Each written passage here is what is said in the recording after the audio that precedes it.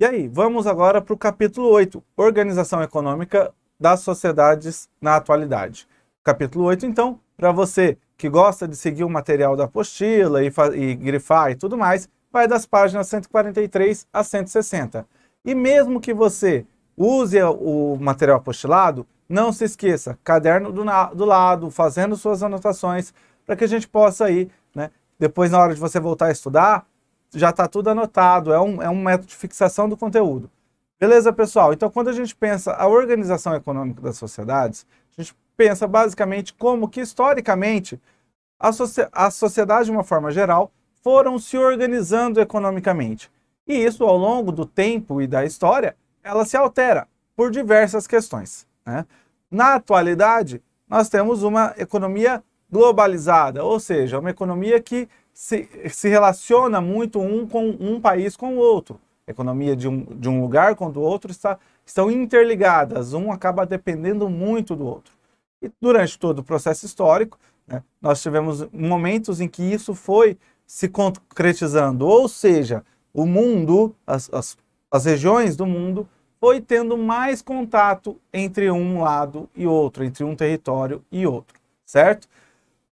Quando a gente pensa, então, esse processo, a primeira coisa que é importante nós entendermos, fazendo uma conexão lá com o capítulo 6, que fala da cidade, que fala da cidade do campo, a relação entre cidade e campo, é importante nós pensarmos que essa economia, né, a organização econômica, ela se transforma assim como as cidades, assim como a relação entre campo e cidade também se desenvolve, também se transformou ao longo do tempo, as relações econômicas também passaram por essa transformação. O que mudou e o que permaneceu na organização das cidades ao longo do século XX? E aqui é importante, nós vimos lá no capítulo 6 que, principalmente na segunda metade do século XX, especificamente no Brasil, nós temos um êxodo rural, né? E um aumento da população na cidade. Esse aumento da população nas cidades, da vida urbana, está relacionada tanto com a questão de aumento de possibilidade de emprego. Temos também a questão da própria tecnologia do campo, né? O avanço dos equipamentos tecnológicos no campo, o que faz com que muitas pessoas saiam do campo por falta de posicionamento de emprego e tudo mais e procurem emprego na cidade.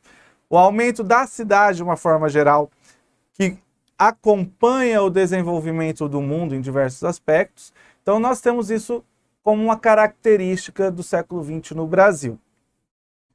Mas aqui nós temos que pensar especificamente o que mudou e por que essas mudanças estão ligadas à organização econômica, certo? Então, quando nós pensamos, por exemplo, em linhas gerais de mudança, vamos pensar os aspectos de construção. Para pensarmos o aspecto de construção, eu trouxe aqui para vocês, né, algumas imagens. Vamos lá, ó. Construção. Nessa imagem do século XIX, nós temos aqui, final do século XIX, nós temos a cidade de São Paulo. Se você pegar essa imagem da cidade de São Paulo, você está vendo que ela basicamente não tem prédios, né? Ela é muito mais plana. Já essa aqui mais atual, do final do início dos anos 2000, olha só, já temos os prédios, os arranha-céus, né? A cidade se transformou. Por que ela se transforma? Por que as construções mudam? Muda a técnica, muda a tecnologia, amplia-se o conhecimento, o acesso a recursos financeiros e de material, né, para que possa se erguer esses arranha-céus. Tudo isso, né, o incremento de novas profissões, né, o avanço, por exemplo, na área de engenharia, de construção civil, de arquitetura. Todos esses campos que vão se ampliando dentro de um contexto de uma cidade, faz com que ela mude. E ela muda ao mesmo tempo que muda a sua economia, ao mesmo tempo que amplia nesse contexto o seu contato por influências de outras regiões, certo? Então, nesse contexto, o aumento ou a ampliação da cidade, a maior número de profissões, né, uma maior complexidade na própria vida social, faz com que essa cidade, isso seja um reflexo também de como o mundo está se organizando economicamente. Por que de como o mundo está se organizando economicamente? Porque as influências que essa cidade recebe, ela vem de outras regiões. Ou seja, a própria comunicação também é uma ferramenta de mudança, né? Se eu tenho uma ampliação na comunicação com outras partes do mundo, com outras realidades, tanto na questão econômica, cultural e assim por diante, temos também um incremento nessa sociedade, um incremento nessa cidade, ok? E ao mesmo tempo, né, com o avanço da ciência, do desenvolvimento técnico e tecnológico, né, com esse incremento ao longo do século XX, nós vamos pensar também outra transformação que vai alterar essa organização econômica, que são os transportes. Por que os transportes? Vamos lá. Aqui nós temos imagens de transporte público, por exemplo, né? O antigo bondinho. Aqui nós temos o ônibus como transporte público. Temos um número grande de veículos, né, individuais. Toda essa dinâmica nos apresenta também uma mudança na organização do trabalho e na dinâmica econômica da sociedade. Por quê? Se nós temos mais meios de transporte, quer dizer que então nós temos mais produtos, mais mercadoria circulando. Essa mercadoria ela circula porque a economia está girando. Então nós temos, por exemplo, o incremento da própria produção desses meios de transporte, né, e os seus acessórios. Nós temos toda a dinâmica desse transporte, não apenas voltado para o transporte de pessoas, que é importante, é essencial, né, mas também para o próprio transporte de mercadorias. Então, quando nós pensamos aquilo que permanece, aquilo que muda dentro das cidades ao longo do século XX, nós estamos falando principalmente, e focando aqui o nosso objeto, que é São Paulo, que é as imagens que nós temos aqui, né? Nós estamos falando de um incremento econômico, uma inserção na economia global, que vai percorrer o século XX, principalmente a segunda metade do século XX, que altera significativamente, né, a vida das pessoas dessa cidade. E essa transformação é sentida no próprio espaço geográfico urbano, né, na própria paisagem urbana. Pois bem, continuando nesse sentido, pensarmos essa transformação, a circulação essencial, circulação e os meios de transporte. Circulação do quê? Circulação de pessoas, circulação de mercadorias, circulação cultural, né? Essa dinâmica de movimentação, né, que ao longo dos séculos vão ampliando tanto a velocidade com que chega o produto, a velocidade com que as dinâmicas de comunicação e de produção acontecem, intensificam as mudanças, intensificam a circulação de bens e serviços, certo? Então, só para nós podermos pensar essa questão da circulação de mercadorias e os meios de transporte, né, um pequeno histórico. Vamos pensar o século 17, 18 no Brasil. A gente tem, de uma forma geral, na região sudeste e sul, uma maior conexão de transporte e uma maior relação econômica. Isso lá ainda no Brasil colônia, né, na região, principalmente por conta do ciclo do ouro, na região das Minas Gerais.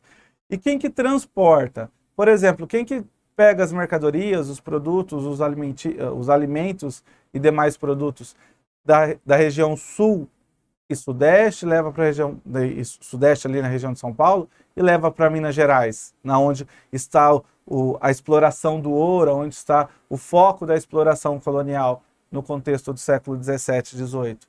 Né? São os tropeiros, né? Os tropeiros que vão nesse processo, né, fundando vilas, cidades ao longo do caminho. E olha, novamente, a questão da transformação por conta da lógica econômica e da circulação de produtos, né? O fato de termos os tropeiros que, por exemplo, vão do Rio Grande do Sul até até Sorocaba, na feira de Sorocaba, e dali comercializa os produtos para Minas Gerais, principalmente para Minas Gerais, para a região do ouro, né? O que acontece?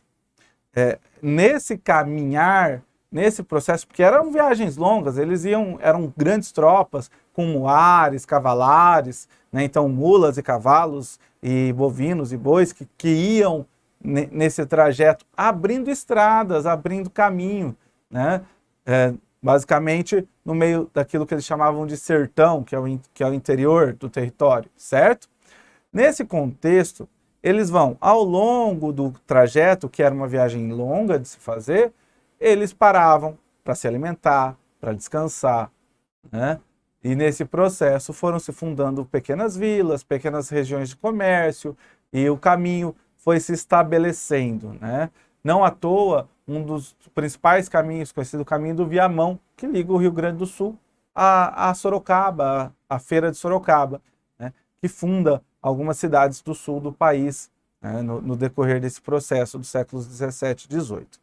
Pois bem, quando nós pensamos lá no século 17 e 18, e a gente pensa o tempo de transporte e de circulação de mercadorias, comparado com o de hoje, era extremamente lento, demorava demais, né? Esse processo, obviamente, também fazia com que a própria circulação econômica fosse mais lenta, certo? E olha como que os incrementos tecnológicos, os avanços, né, que a humanidade, de uma forma geral, produz, contribui, né, com o aceleramento da economia, com a consolidação de um determinado sistema econômico, como, por exemplo, o sistema capitalista que é consolidado no mundo hoje, principalmente, né, o capitalismo global que nós temos hoje. Pois bem, no século XIX, novas técnicas, novas tecnologias, com o avanço da ciência, com o avanço de novos recursos e de novas descobertas, e a ciência sendo colocada em função do mercado, em função da produção, em função da noção de domínio da natureza para buscar o bem-estar da sociedade, nós temos, por exemplo, no transporte, o desenvolvimento das ferrovias, né? E aí, claro, além das ferrovias, vamos ter as hidrovias, que também terão muita importância, e pensando principalmente o Brasil nesse contexto, né? No século XIX, quando nós pensamos na ferrovia, o Brasil vai começar a investir em ferrovias lá no final do século XIX, com o Barão de Mauá. Nós falamos sobre isso logo nas primeiras aulas, nós falamos sobre a questão do transporte, né? Teve um capítulo que trouxe essa questão, a importância disso, e a questão das vias, né? Da utilização, a opção das rodovias no Brasil, né? E como que essa questão do transporte influencia na economia e no desenvolvimento do país, certo? Esse capítulo especificamente, a gente parte dessa noção para pensar o mundo globalizado, ou seja, como a economia brasileira se liga à economia de outras partes do mundo. Pensar o sistema ferroviário no Brasil é pensar o porquê que esse sistema começou a ser criado aqui no Brasil, ou seja, por que o Barão de Mauá trouxe, né, no contexto do final do século XIX, as primeiras ferrovias para o Brasil. Tinha uma lógica econômica, né? A trazer as ferrovias naquele contexto está voltadas para o mercado exterior, e isso vai influenciar a própria dinâmica de transportes de produtos no Brasil, né? As ferramentas de como se locomover no Brasil, a circulação dos produtos. Que produtos especificamente do século XIX? O café, né? Então, olha só, o Brasil, no final do século XIX, maior produtor de café do mundo, né? As fazendas de café no interior de São Paulo, ali na região do Vale do Paraíba, ali na região fluminense, eles produziam o café, e a ideia é escoar esse café para o litoral, para do litoral embarcar em navios e ir para a Europa, para os Estados Unidos, certo? Mercado exterior, que eram os grandes consumidores de café, os grandes consumidores do produto aqui do Brasil. O que vai acontecer? A ferrovia garante um transporte rápido, bem mais rápido do que as mulas, do que os cavalos de antigamente, certo? E mais seguro. Mais seguro em que sentido?